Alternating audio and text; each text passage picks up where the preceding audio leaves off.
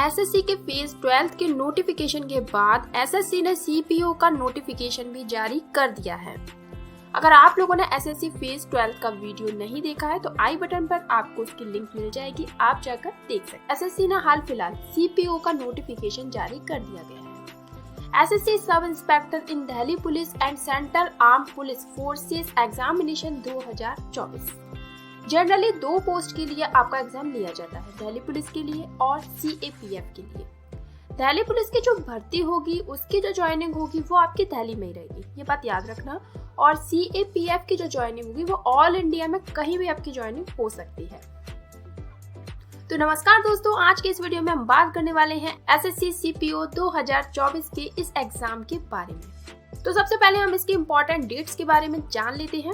इसका जो notification out हुआ है वो 4 मार्च को हो चुका है और लास्ट डेट आपकी फॉर्म फिल की 28 मार्च है।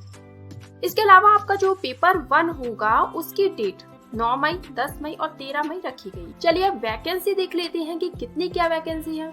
तो sub inspector Delhi police male candidate के लिए अगर वैकेंसी देखें तो जनरल कैटेगरी में जो वैकेंसी है वो 45 है, ओबीसी में 24 है, एससी में 13 है, एसटी में 7 है, ईडब्ल्यूएस में 12 है।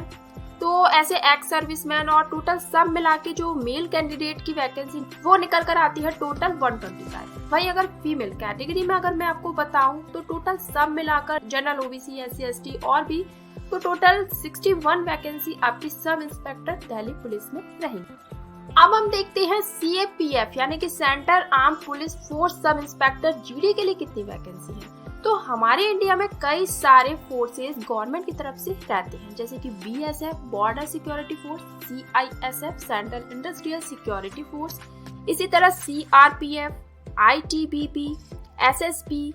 इसमें अगर हम टोटल मेल कैटेगरी के लिए वैकेंसी देखें तो जनरल, ओबीसी, एससी, एसटी ऐसे टोटल वैकेंसी अगर मैं आपको बताऊं तो आपकी 3693 वैकेंसी निकल कर आती है। वहीं अगर फीमेल के लिए देखें तो 308 वैकेंसी है। ये अभी टेंटेटिव वैकेंसी है, ये थोड़ी बहुत आपकी बढ़ भी सकती है। फॉर्म फीस की बात करें तो 100 रुपीज रखी गई है। फीमेल और एससी एसटी कैंडिडेट को कोई भी फॉर्म फी पे नहीं करनी है।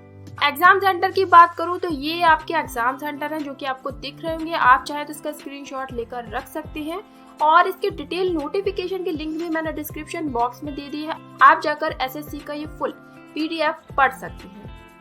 वहीं अगर हम एज लिमिट की बात करें तो आपकी एज 20 से 25 साल के बीच होनी चाहिए, तभी आप इस एग्जाम के लिए एलिजिबल होंगे। आपको एक यहाँ जरूरी बात मैं आपको बता दूं कि अगर आपका 1999 से पहले का डेट ऑफ बर्थ है तो भी आप फॉर्म नहीं भर सकते और 2004 की बात कर तो भी आप इस एग्जाम के लिए एलिजिबल नहीं होंगे।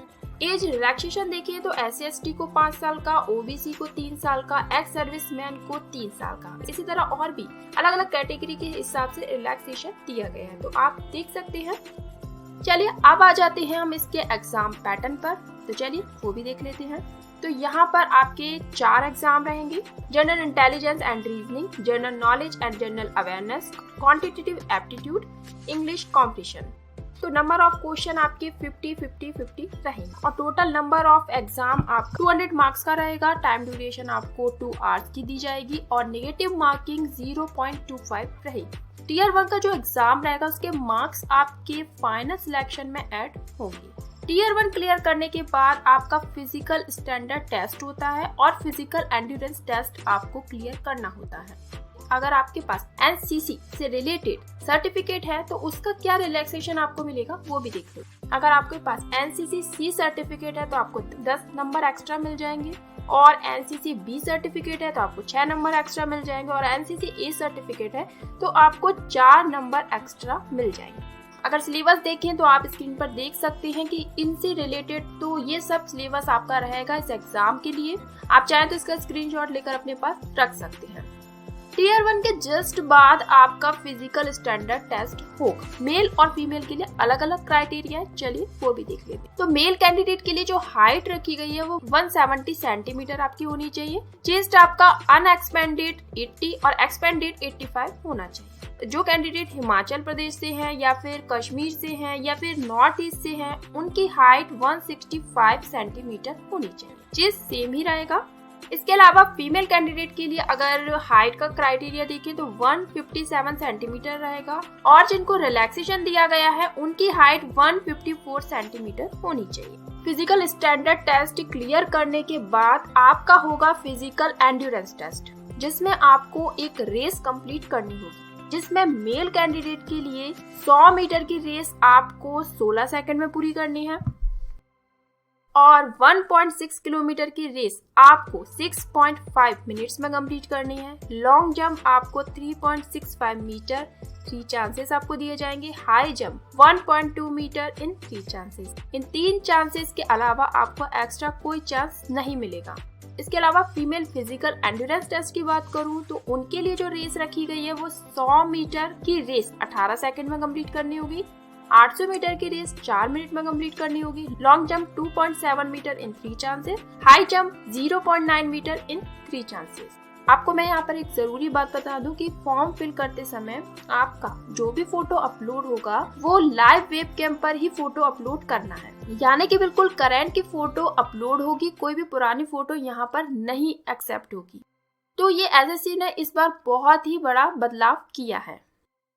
इम्पोर्टेंट डॉक्यूमेंट की बात करूं तो आपके पास ये डॉक्यूमेंट होने चाहिए। इसके अलावा ड्राइविंग लाइसेंस आपके पास होना बहुत जरूरी है। अगर अभी तक आपके पास ड्राइविंग लाइसेंस नहीं है तो इसे अभी से रेडी करके रख लें, क्योंकि ये तो इस एग्जाम के लिए जरूरी है ही।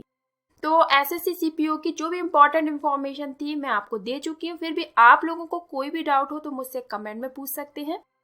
तो मिलती हूँ आपसे मैं अगले वीडियो में ऐसे ही किसी न्यू जॉब अपडेट्स को लेकर। So bye bye and have a good luck.